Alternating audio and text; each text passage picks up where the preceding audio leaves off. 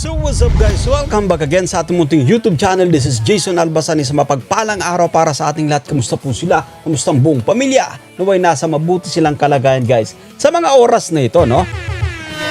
Kuya Val nagsalita na patungkol sa issue guys nyo yan kina Edu at VNC. Ayan. So na-set up nga ba? No? Na-set up nga ba talaga? Guys nyo yan. Ito yung ating bibigyan ng reaction for today's vlog. No? Yan. Pero bago tayo magtuloy-tuloy guys, sa mga bago pa lang sa ating munting YouTube channel, make sure na mag-subscribe, hit ang notification bell para ma-notify ka sa mga update. So ito na nga samahan yung mag-react and feel free na mag-iwan po ng inyong mga komento. Here we go. May sponsor lang po na, no? Mayroon lang pong sponsor ata, no? Sponsor yung na magitan. Okay, guys, no yan. So far, no, tama naman yung ating mga naririnig sa mga live ng iba, no? Na kumbaga mayroong gumigit na dalawang sponsor, guys, no yan, no. Yan, ito yung kumbaga dalawang babae, kung di tayo nagkakamali yung madalas na nababanggit sa mga live stream ng mga kapwa natin reactor, syempre, guys, no yan, no. Pero I think maganda yung intensyon. Oo. Kasi kumbaga bakit nga ba, no? Para kumbaga magkausap. Yung magkabilang panig. Sabi natin si Eds, but of course si VNC. Pero wala sila palang kumbaga ideya talaga dito. Walang ideya. Guys, so maganda yung parang nakikita natin, maganda yung intensyon naman, ng dalawang babae para magkaayos. Oo, guys, no. Para magkaayos itong si VNC, but of course si Kalingap Edu, kasi kung mag-alam naman natin, no, hindi pa sila lubusang okay. But anyway, play pa natin to kung ano pang sasabihin guys ni Kuya Val. Na pagkasunduin po si Viancy at saka si Edo. Ayun, yun nga sinasabi natin, no. Guys, na pagkasunduin. So, good intention guys, good intention, okay. Walang ibang dahilan po yan, mga kaibigan. Okay. Walang ibang motibo o dahilan kung bakit po kung baga sana nag-uusap yung dalawa. Okay. Ano po, pagkasunduin lang. Alright, guys, no. Pagkasunduin lang. Walang ibang intensyon. Pero kasi the way magkwento itong si Manas, guys, no. The way magkwento itong si Manas, guys, ay sobra kasi din. Matindi. Kita mo ba naman, sabi niya sa kanyang kwento, guys, no, tumatakbo yung ex-Benny. Takot na takot, muntik pang masagasaan, guys, no yan, no. Nasira talaga ng todo, or kumbaga, kapag ito nagkwento, guys, no, matindi. Talagang dudurugin niya yung isang tao, guys, no. Kahit kumbaga, wala nang katotohanan pa yung kanyang sinasabi. Guys, ayan, tumatakbo. Ninenervyos, muntik masagasaan, mangyak-ngyak. Yan daw yun, guys, no. But anyway, maganda to kasi, kumbaga, nagbibigay ng statement si Kuya Val, guys, no yan. Pero parang hindi ata hindi gaanong naganap yung pag-uusap. Yun. Hindi gaanong naganap yung pag-uusap. Alright, so ibig sabihin, no, sa madaling sabi, guys, no, hindi nag-materialize yung plan na kumbaga magkausap yung magkabilang panig. Si VNB at si guys na yun, itong si Kalingap Edu. So, kaya nga pala sabi sa kwento ni Erwin, guys, as per Erwin, no, nakatayo doon, no, nakatayo doon si VNB sa harap ng tindahan na kanilang tinatambayan, guys, to. Ayan. Ito yung kumbaga pakakwento ni Erwin. Tapos, maya-maya pa, nung na-notice di umano ng ex-Benny na sila yung pinag-uusapan ng mga tao doon. Kasi kilala, guys, no, yan, no, umalis. Umalis daw po. Ngayon, nung pagbalik na ay nakasakay na sa tricycle. Guys, no yan. Tapos, ayon sa kwento, di umano ay kumbaga sinubukang parahin ni Kalingap Ed. Siguro nga, yun lang, no, para makausap din yung family. Siyempre, guys, para kumbaga magkaayos na din, I think, guys. No yan. But anyway, i-play pa natin, ha.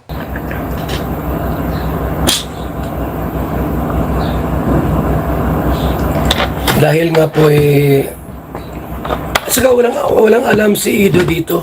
Ayun. Na Walang alam, guys, si Edu. Oo. So, I think both of them, walang alam. So, kumbaga, gusto ng dalawang sponsors na kumbaga pag-ayusin, no? Magkausap guys no yan. Hindi po ba? Yun yung kumbaga purpose nun. Kasi I think they really care. Oo. They really care no patungkol dito sa dalawa na kumbaga magkaayos na, ano, kasi sa pagkakataong to, I think kumbaga hindi pa lubusang ayos yung dalawa. Kita sila ni Beyonce. Okay. Even si Beyonce po walang alam makita kay Ido. Wala Yun. silang idea, wala silang Pareho pala, walang ideya. Oo. So, yun na nga guys no yan, no? Pareho walang ideya. Oh. So, tawag dito siguro pareho ding nagulat, guys no, no? O dito pala guys no. So, hindi nagkausap. Walang pag-uusap na naganap pala. Oo. knowledge tungkol doon sa pag-uusap. Basta ginawa po ng sponsor, parang minute up lang yung dalawa. Okay. Para lang mag-usap.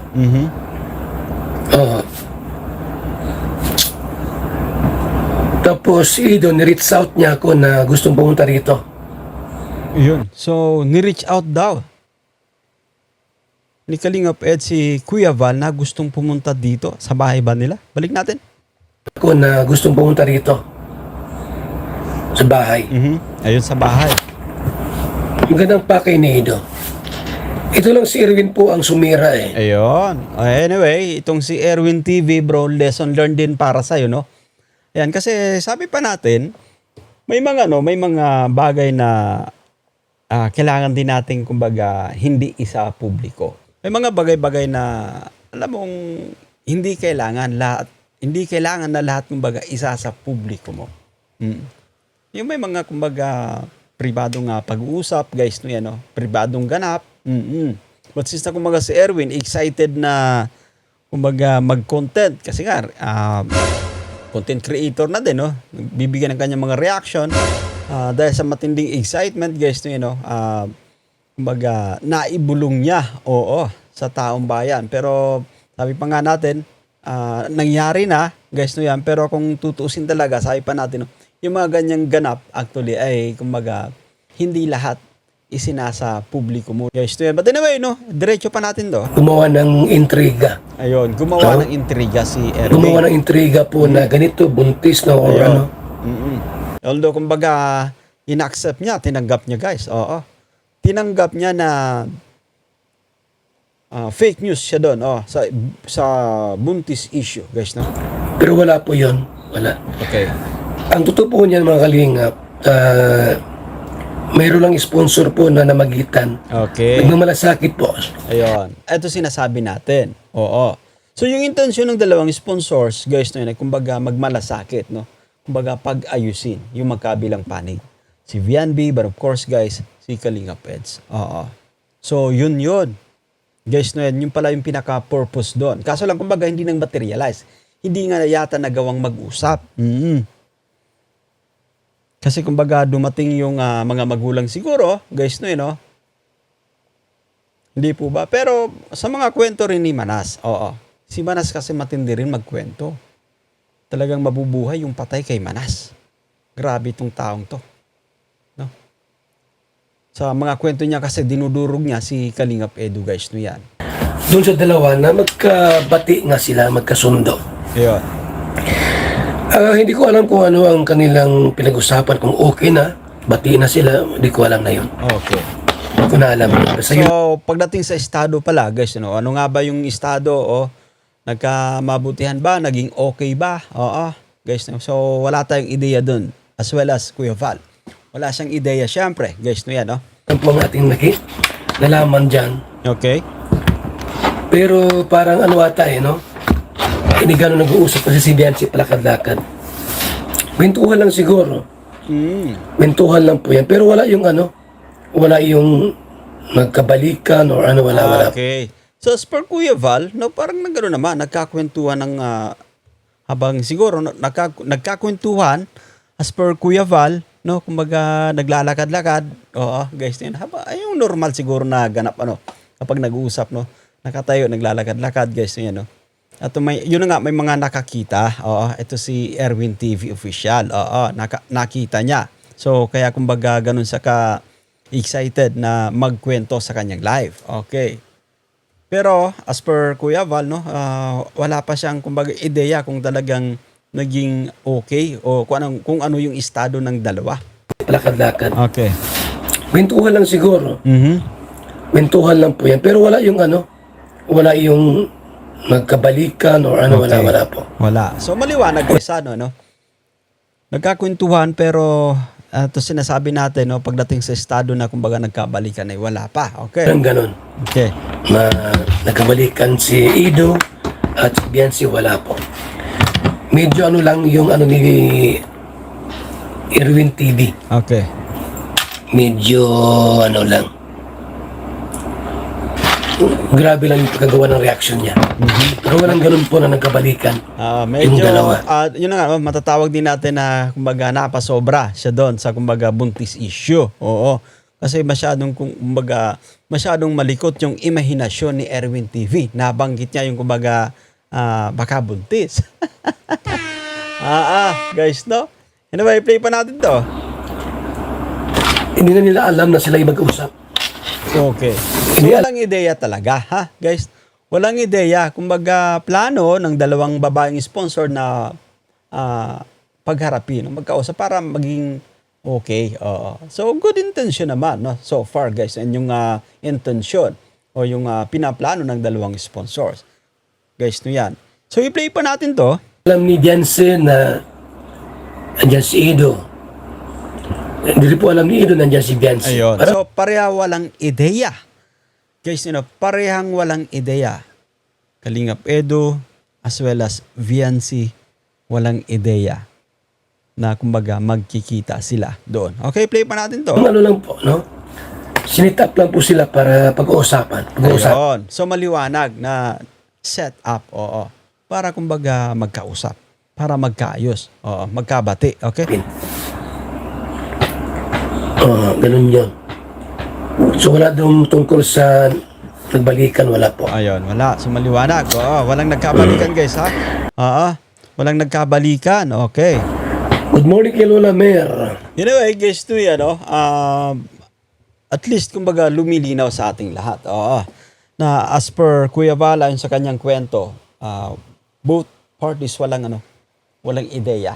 Sa side ni Eds, sa side ni Viancy. So, kumbaga, ito ay, kumbaga, yung kagustuhan ng dalawang sponsors na, kumbaga, magkaayos yung dalawa. Yun yung pinaka-intention po doon.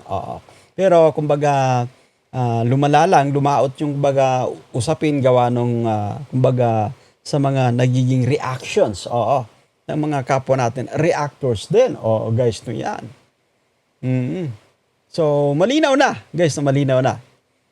Na, kumbaga, set up. Set up yung naganap, guys. No yan. But anyway, guys, no yan, that's it for today. Naway, nagustuhan nyo yung ating, kumbaga, pagre-reaction for today's vlog, no? Sa mga bago pa lang sa ating munting YouTube channel, make sure po na mag-subscribe, i-hit ang notification bell para ma-notify ka sa mga update. Ako po si Jason Albasan. Bye for now. See you guys.